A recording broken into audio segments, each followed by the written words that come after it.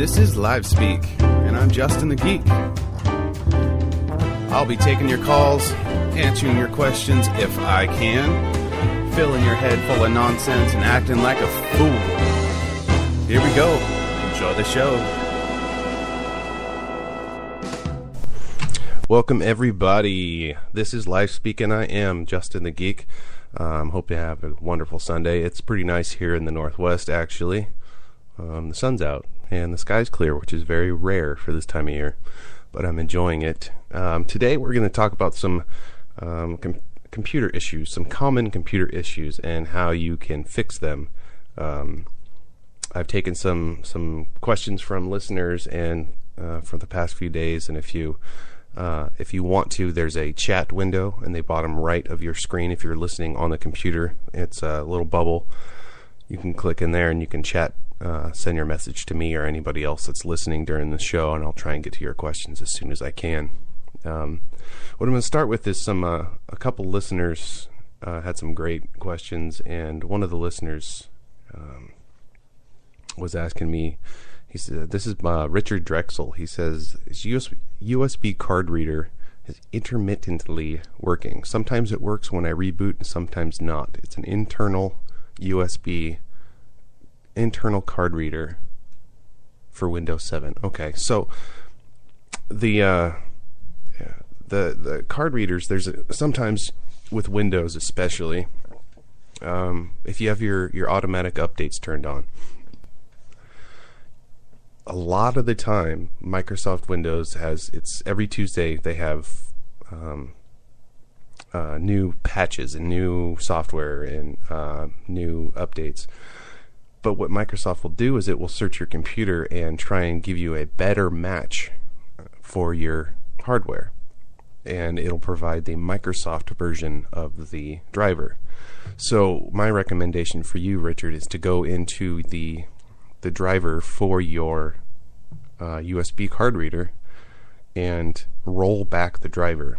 Now, to do that, you just go, you'll click on your start menu, and then you want to right click on computer and then click on manage, and that'll bring up another window for devices and things like that. And on the left side of that window, you'll click on device manager.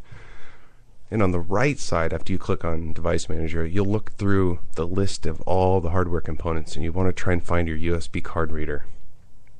And it's probably going to be under, I'm trying to think where mine is under. I don't know if I even have one on mine. If you click and look for USB or Universal Serial Bus Controllers, there's a ton of them. But most of the time it's under disk drives. So what you want to do is when you find it, you'll right click on it and you go to properties, and under properties you'll go to the driver tab, and then there's a selection for rollback driver. And what that does is it goes back to the previous version of the software that was used to control that hardware. Like I said, Microsoft will give you, and this happens a lot too with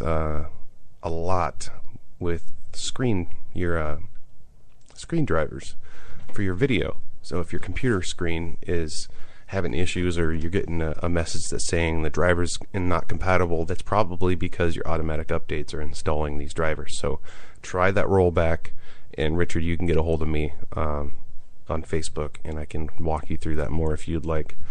That's a pretty common issue. The problem is that it's Microsoft, and Microsoft is a pain because they finally got it right. I'm not even going to say right. They got it done well with Windows 7. Windows Vista was a joke, and Windows 7 basically is Windows Vista, but it's the completed version of Windows Vista. And Microsoft decides that when they want to change something, they're going to change it whether you want it or not. So I'm not telling you to turn your automatic updates off completely, although a lot of people do. Just have it change the settings to check for updates but don't install. And if you want to do that, I can tell you how to do that real quick. You can click on Start and then type in Windows Updates, and you'll get the option highlighted for Windows Update. And when you go into the Windows Update window, on the left-hand side of that screen, there's something that says there's an option for change settings. You can go in there and change the settings and make it check for updates, but let me choose whether to download and install them. That's usually a good option. Or you could download updates and then choose whether to install them or not. It's up to you. But that's a good thing to do for that. So thank you for that question, Richard. It kind of makes me go on a rant about Windows and Microsoft and their whole pushing out of software. They always do that with all their operating systems. Microsoft is just like that. They think, oh, okay, well this operating system, Microsoft Windows, whatever, is almost done, but let's throw it out on the shelves anyway. So they put it out for sale, and then for the next 3 years, you have to do updates every day. Every single day it seems like you're getting a new update. That's because they don't finish their software, and that's where it gets tough when people ask me about whether they should get a Mac or they should get a PC. And that leads me to this question by another listener that I have, Mike Mortensen Jr. He actually says, I want to buy my wife a Mac computer. She has an iPhone, and Apple products work much better, but they work and operate much different than Android and Windows. I only understand how to operate Windows and Android. Someone told me that it is almost impossible for Apple products to get viruses. Is that true? That's a good point, Mike. That's somewhat true. It's nearly impossible at this point in time to get viruses on them, mainly because, one, with the App Store, the difference between the App Store with Android and the iPhone is that iPhone has a strict policy on the apps that they put on there. So they screen everything that goes on the App Store for Apple. Now Android, on the other hand, I could make an app and it could be 100% virus, and I could throw it on there, and they wouldn't care because they don't check it as well. So that's as far as mobile devices. As far as the home devices with a Mac computer versus a PC computer, is like I said with Microsoft, is it's never complete. They have so many problems with Microsoft that it's easy to infiltrate. It's easy to get into your computer and hack your computer. Microsoft is it's open. It's been around for so long that it's not very secure anymore. That's what happens with a lot of antivirus programs. Is the longer the antivirus programs have been around, the easier it is for hackers to get around it because they know more about it. Now, as far as Mac goes, they're getting more and more popular. So, in time, it's going to kind of transfer over. It's going to be. I know a lot of Apple people out there are hoping that Apple takes over, but if they do become the most common computer, and hackers will focus more on that. That's just the issue right now, is that Macintosh, when they put out their operating systems, is they are 100% complete. They are tested, and they are retested, and then after they retest it, they test it again, and then they sell it. And a lot of the times too, is their upgrades to their new operating systems are free or really cheap, because they know that they're not going to charge you a whole bunch of money for an update. So my recommendation, I don't think that Apple's that hard to learn, to be honest. It's pretty much Apple in the last, I would say, 4 or 5 years has kind of taken over the look of Microsoft in a certain way. I mean, they don't have the start menu or anything like that, but it's pretty much all the same. You go to your internet, you can get Firefox on there, you can get Google Chrome. Safari is their main browser, but my advice to you, Mike, would be to go ahead and get a Mac, because honestly, I have a lot of friends that had PCs and they called me all the time for computer issues, and they got a Macintosh. Like my buddy Ryan got a Mac and he stopped calling me, because he doesn't have problems anymore. They just run so well, and it's because the Macintosh and Apple, one, they're handmade still, and two, they are thoroughly tested. So as soon as they get more popular, like I said, they might have an issue with viruses. As far as I've known, I've only heard of maybe 2 different kinds of viruses that have targeted Apple products. But it is very difficult because the programming is so good and it's so cryptic that it's difficult to infiltrate, and it's really difficult to get a virus on it. But that is a great question. I mean, I'm a PC guy because that's what I use, that's what I troubleshoot, and it keeps, it keeps me in the line of work that I'm comfortable with, and that's computer repair, because as long as Microsoft is out, I'll always have a job. So in that sense, I think everybody should buy a PC so I don't ever lose my job. But Mac products, as of now, not a lot of them are used in big networks. So they're great for home use. I don't know how well they work in a network environment, but go ahead and go out and get a Mac. They are more expensive, but you do get what you pay for. So thank you for that question, Mike, and I hope I answered that as best as I could. We're going to go to a music break here. This is a song by Major Parade. A friend of mine, Ty Weathers, produced for this band, Major Parade. This song's called When I'm Gone. When I come back, we'll talk about some popular issues that you can resolve on your own.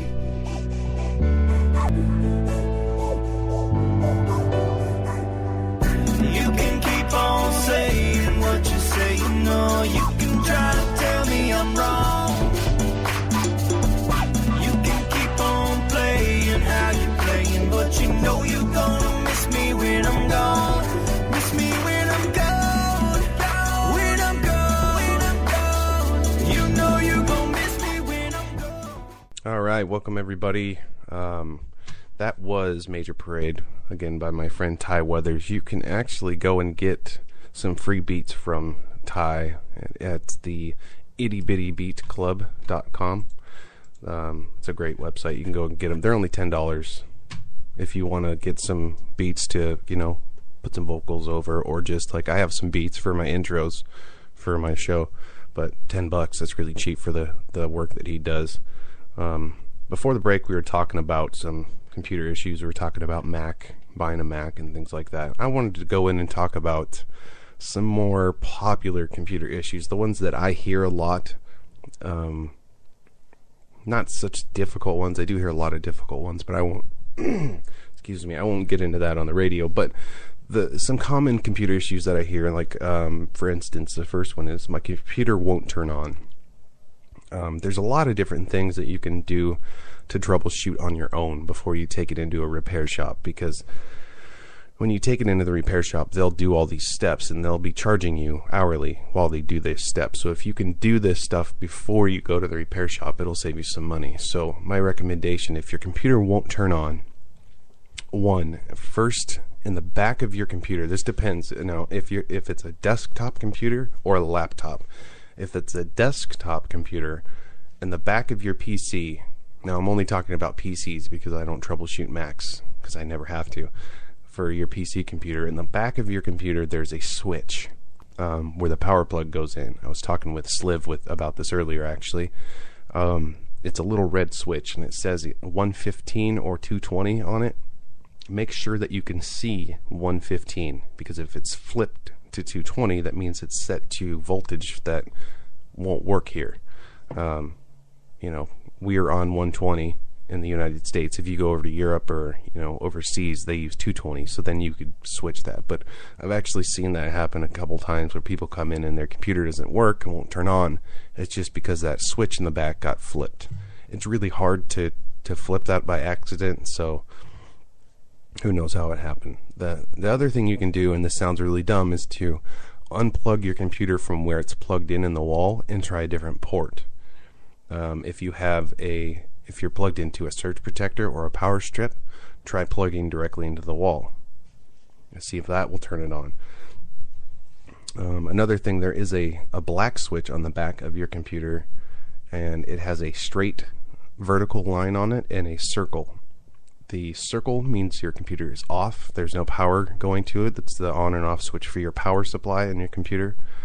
Make sure that is switched to the vertical line, the up and down line. That means there's power going to your computer. Those are some simple things for your PC. Now, if you have a laptop, it's a little different. Laptops, the problem is when they don't turn on, usually it's a big problem. Most of the time it's because either you, like I said, try a different port in the wall, try a different surge protector, but most of the time the cord itself, the power pack as we call it, is dead, and that happens a lot. You can actually buy replacements for those through the manufacturer, or you can get universal ones for a lot cheaper. Universal adapters, I mean. But what you can try with those also is, if you take it to a repair shop, they have testers that they can test your power pack and make sure that it is the cable, in fact, because when a laptop doesn't turn on, most of the time it's because the battery's not holding a charge, and your power port itself, where the plug goes into your computer, is bad, which in turn means you have to replace the whole motherboard, which basically is buy a new computer. It's cheaper. Laptops are a little iffy when it comes to power problems. If your laptop's not turning on, there's not a whole lot you can do at home, unfortunately. Take it into the repair shop and see if it's your cord, and if it is, you can buy a cord for really cheap. And if it is the motherboard, or if they say it's the power port, most of the time you can't replace just the power port. You have to replace the entire motherboard on a laptop, and that's not cheap. So another common computer issue, we're talking about laptops freezing. Like if they freeze up on you or lock up on you all the time. One of the biggest things that people don't realize with laptops is they don't cool down. And I'm sure people notice it because they're sitting on your lap and they get extremely hot. The problem with that, or the issue behind that, is that the fan is only about, I'd say, 2 to 3 inches wide. It's a very small fan, and it heats up just like a regular desktop computer heats up, except your desktop computer is a big empty space and it has big fans to cool it down. Your laptop doesn't have that. It's got a heat coil that pulls the heat from the processor, and then that heat goes up and gets, sucked out through with the fan. Well, in the vent on most laptops is only about 2 inches, 3 inches wide, so the whole computer is going to get really hot, and your computer is going to freeze up, because when your processor gets really hot, it doesn't know what to do, and it just, as a safety precaution, it just locks up. It stops processing anything. So go out, spend $20 to $40 or $50 on a cooling pad. It will save your life. All it does is, it's basically a fan inside of a pad that you put your laptop on, and it helps to pull the heat away from your laptop and disperse it away from it, so your laptop doesn't get hot and overheat. It's basically getting a big fan, and sucking the hot air away from your laptop. And believe it or not, that will make a huge difference, because when your laptop gets hot, it slows down. When it gets really hot, it stops. So if you have it's just like a car engine, the cooler it is, the faster it runs. Keep your laptop cool. Another thing, don't put it on, if you don't have a cooling pad, don't set your laptop on your bed. Don't put it on blankets or anything like that, because it can overheat. Extremely hot when you put it on your bed. I've seen a lot of people come in, and I've taken their laptops apart and looking in the fan, and I can see there's hair in the fan. There's you can see feathers from people's pillows in the fans.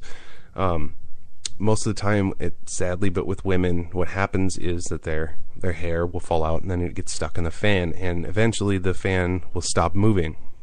So that's when you have to go get it taken in and have the fan taken out and all the hair taken out. So that's one of the main issues when your laptop is freezing. It's mainly because it's hot. The other thing is if it's Microsoft Windows, it could be a million different things. That's where you have someone like me just take a look at it and see what one of the main culprits are. Because, like I said, with Windows, who knows? But overheating is the number one issue with laptops. They can cause all kinds of problems overheating, and it's dangerous as well. If you have it sitting on your bed and you let it, and it gets hot enough. I mean, I personally in my life have never seen it, seen it happen, but I've heard of it happening where it does start fires. So get yourself a cooling pad. Turn your laptop off every night. Yes, every night. It's not like a desktop computer. Turn it off every single night, and it won't have any more problems. Trust me. We're going to go to a commercial break real quick, and then when we come back, I'll talk about a few more common issues that we have. Stay with me. That sound more like everyone else than anyone else. Hey, all right, it's Kip Casper.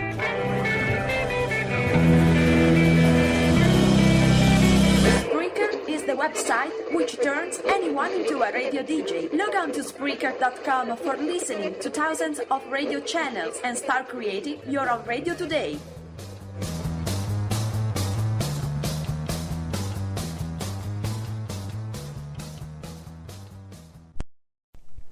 Okay, welcome back. I hope that was an interesting commercial. I don't get to hear them, and I don't get to pick them, so I have no idea what that was about. So I hope it wasn't anything inappropriate. We were talking before the break, some common computer issues, and I was just talking about laptops freezing up and how to fix that. Another one that I get a lot, mainly I get this from home users, not so much from network or from my job or anything like that, but is that my thumb drive doesn't work. Now, a thumb drive or a flash drive, it's a little portable drive that you save your information on, and it plugs into a USB port on your computer. Now, what a lot of people don't know is that before you put your USB or your flash drive into a USB port on your computer, you're supposed to ground yourself, meaning you're supposed to discharge the static electricity from your body. And you can do that by touching your computer. You can do that by touching something that's grounded, that's something metal that's grounded into the ground, or basically, or shock somebody. You can touch somebody's, their hand. I've done that before too. You just touch their hand, get rid of your static, even if you don't feel it, because 100 volts is not a lot. You don't even feel a shock on your body until 3,000 volts. So 100 volts, you won't even feel it, and you'll ruin your components. So that's something that is never, not a lot of people know that. You have to, when it comes to electronics, ground yourself before you plug it in. You will zap your flash drive and lose everything on it. Another thing is, try a different computer. Maybe the USB ports are dead on your computer. If you've tried every USB port on your computer and your flash drive still doesn't work, try it on another computer. Now, if it does work on another computer, my advice is to copy everything off of it. Copy everything you have on that flash drive onto the new computer that it does work on, because it might just be a fluke that it's working and it may never work again. Or like I said, your USB drives might be bad. So that's mainly with flash drives. If they don't work, they've either been destroyed because of static electricity, or when people just pull them out of the computers. With PCs, you have to eject them. Basically, there's an option to eject your USB devices before unplugging them, and all that does is it tells the computer tells the flash drive to stop processing and stops thinking, basically. So it's like cutting somebody off in the middle of them talking. You don't want to do that with your flash drives. You want to just let it do its thing and then stop completely, and then pull the USB drive out, and that'll help you. With Macintosh, there's an eject on it. All you do is drag it to the trash can, and it'll eject, and you can unplug it that way. Like I said, it doesn't take much to shock those things and destroy them. Another issue people have that I hear a lot is they can't connect to my wireless at home with their wireless internet. One, on your laptop, make sure that your wireless is turned on. There's a physical switch on the front or the side of your computer to turn the wireless on or off. And sometimes there's a function key on your keyboard that looks like a satellite or waves, like a wavelength, radio wavelength. Make sure that that's on first. If it's on and you still can't connect, make sure you have the correct password. They are case sensitive, so if your password is a capital letter at the beginning and you're not typing a capital letter, it won't work. So make sure you have the right password. Another thing to do is plug directly into your wireless router with a cable and see if you can connect to the internet. If you can connect to the internet when you plug in, then there's something wrong with your password. If you can't connect when you plug directly into your router, then there's something wrong with your router. These are all things that you can do before calling your internet service provider. A lot of internet providers don't troubleshoot wireless routers. They just don't, because they may basically want you just to use their modem and have one connection. That's all they want to troubleshoot. So most of the time they won't troubleshoot your router unless your internet provider gives you a modem that is a wireless router as well. So like I said, try and plug directly into the router with a cable, see if you can get on. If that doesn't work, plug directly into the modem. And if you can get on directly through the modem, then something's wrong with your router. Now, if you can't get on when you plug into the modem itself, the property that comes from your internet provider, the modem that plugs into your cable, your coax cable, if that doesn't work, then it's something with your internet provider. Then you have to call your internet service provider and say, hey, my internet's not working. They'll send what's called a ping to your house. It's basically just a signal that goes to your house and it's supposed to bounce back. That's why they call it ping, as in ping pong. It goes to your computer or to your modem and then sends a signal back. And if they get a signal back, then something's working. It means the modem's working, but something's wrong in the connection. So if they don't get a ping back, they'll come and replace your modem, more than likely, or fix the line outside your house. So that's connecting to the wireless. That's a pretty big one there. Got about 15 minutes left. I think I'll go and we'll play a song here by Major Parade for a minute. I'm going to look over some messages here that I've missed in the chat. For those that are listening and don't know, there's a chat in the bottom right of the screen if you haven't found it yet, and it's a little bubble. There's some people in there. Sarah Johnson just jumped in there. I'm talking. Hercules, Richard, and Sliv, it looks like, are in there talking right now. So hop in there, talk with everybody, ask me questions. But I'll go ahead and play this song here by Major Parade for a little bit. It's called All That Work for Nothing. And when we get back, we'll talk about some more common issues. So stay with us.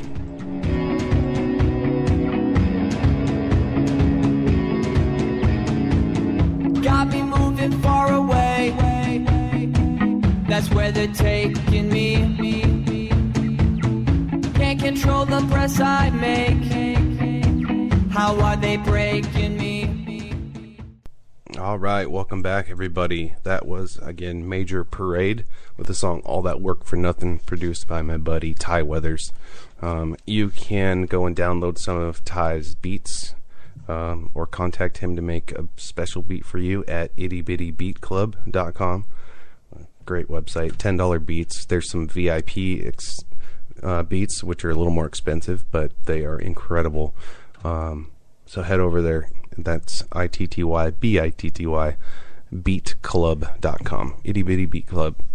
We were talking before the break again about some common computer issues, and I got another question on my Facebook, actually. And this one I get a lot, and it's a really hard question to answer with a firm yes or no or one answer. And it's, what is the best antivirus software to get? Talking earlier, the best would be a Macintosh. But as far as PC antivirus goes, now there's a couple different things that you can do. There's free. If you don't want to spend any money, there are free ones out there that are pretty decent.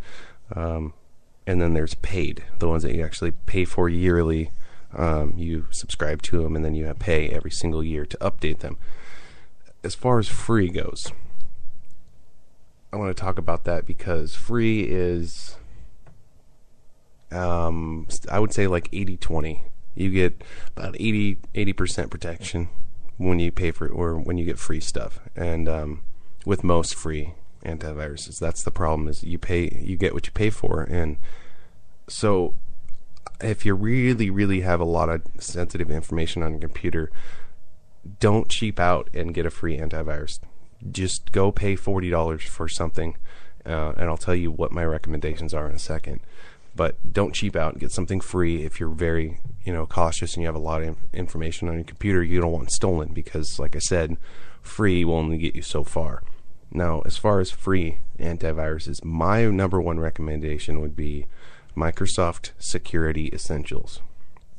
Now, the only reason I say that, I'm not a huge fan of Microsoft things, but the main reason I say that is because it is what's called closed source, meaning the source code for the software is not something that can be manipulated. And it's also a good thing, it's part of Microsoft Windows updates. So it will constantly be updating your antivirus list. It's called virus definitions. It's a giant list of all the viruses and malware and spyware that's out there. So since it's part of Microsoft and you're running Microsoft Windows updates, it'll be constantly updated, and it runs in the background and you don't even know it's running. I have the free version on mine because I don't do any banking or anything really sensitive on my computer. And that's what I use, is Microsoft Security Essentials. And the other thing I like about it is you can actually change how much of your computer is being used processor-wise when it does a scan. Like, you can change it to use 90% of your computer to do a scan, so it'll scan really fast. The problem with that is you use 90% of your computer, you can't do anything while it's scanning. Or you can set it to like 10 or 20%. That way it can scan while you're still surfing the internet or doing whatever. I just set mine to scan scheduled late at night, 3 or 4 in the morning on a Sunday. That way I know I'm not going to be using it. It can scan, full scan, and get everything off of there. Another good free antivirus is AVG. And I don't know what it stands for, to be honest, but antivirus something, AVG. That one is pretty decent. And again, like I said, it's free, so you only get, only 80% protection. You're still vulnerable. There is a pro version of AVG that you can pay for, which is very good. But AVG is another free one. It is kind of a source hog, though. It will slow your computer down. So I would say stick with Microsoft Security Essentials. That works really well with Microsoft Windows. Now, as far as paid goes, this is where it gets really difficult, because it kind of depends on what you're working with. Because if you have a computer that's extremely fast, brand new, tons of resources, you can get away with doing something like Norton. Norton has been around forever, and everybody's probably heard of it, but it is a resource hog. It will slow your computer way down if you have a middle-of-the-line or low-end computer. So if you have, a $300 laptop, don't put Norton on it, because you won't be able to run anything. Norton constantly scans your emails, it scans your internet traffic, it scans everything you do constantly.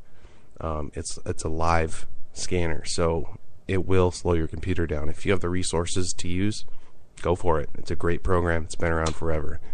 On the other hand, the problem with it being around forever is, like I said earlier, is that people, hackers especially, they know about it. It's been around so long that they've had time to study it and figure it out. So that's where it gets difficult with antivirus, because there's a new one every single year, mainly because once you figure out how to break into it once, you can figure out how to break into it again. So Norton, like I said, is really great for big machines. Now, for other machines, for paid versions of antivirus, I would recommend something like WebRoot.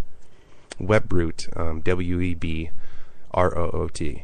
WebRoot's Spy Sweeper is what it would used to be called. I haven't bought it for a while, but that one runs very minimally. You can set it to, you only use 20% of your computer.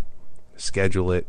It constantly updates its virus definitions list. It's over, years ago it was over 3 million.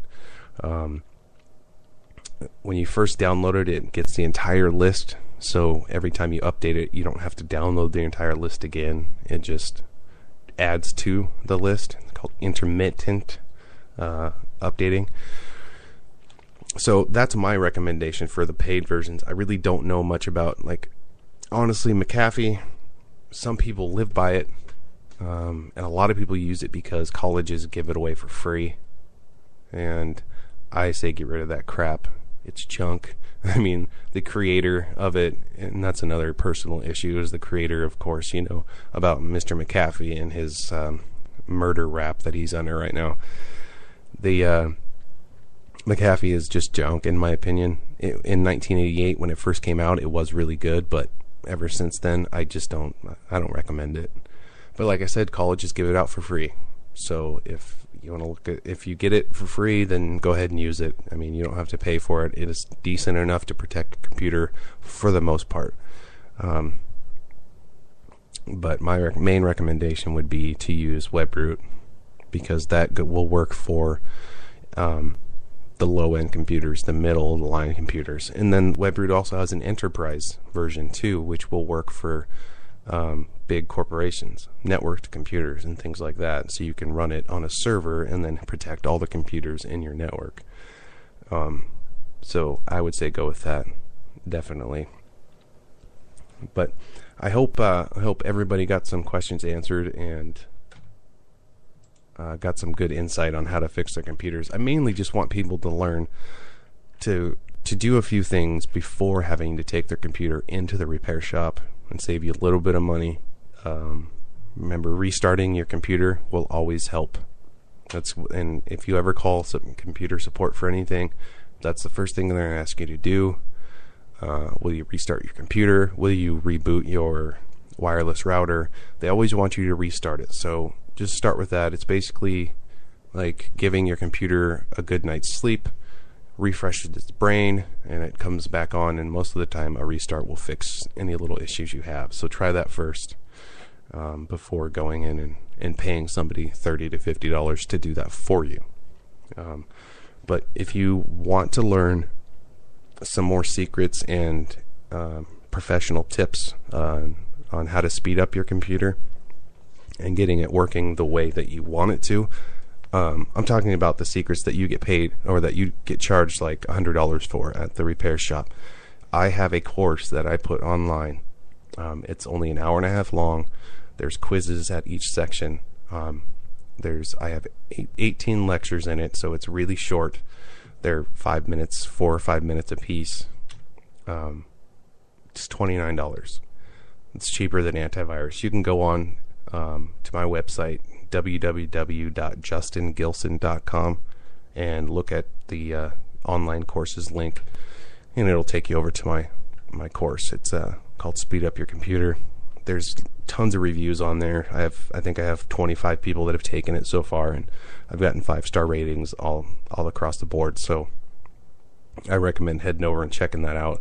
There are promotional codes on that course page right now. I think there's still there's 6 of them left for $15. So if you head over there before they're gone anyway, there's still 6 coupon codes left for the course to be $15. That's well worth $15 to learn to speed up your computer and learn the secrets of the professional, so you don't have to keep taking it into the Geek Squad or any repair shop for that matter. Like I said, head over there, ask if there aren't any coupon codes for the $15 ones. I'm pretty sure the next step up is only $20, so it's a very small investment to keep your computer running the way it should. And you have lifetime access to the course. You have access to me, the instructor, and then the live Q&A sessions that I host.